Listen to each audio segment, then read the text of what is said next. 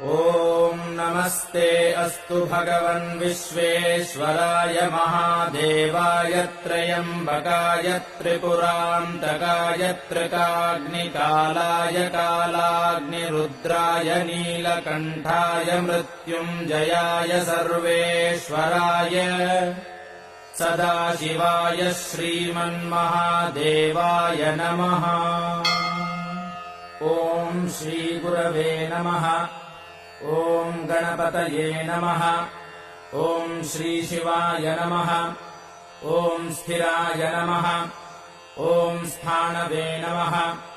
ॐ प्रभवे नमः। ॐ भीमाय नमः। ॐ प्रवराय नमः। ॐ वरदाय नमः।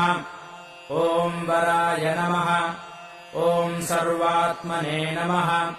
ॐ सर्वविख्याताय नमः।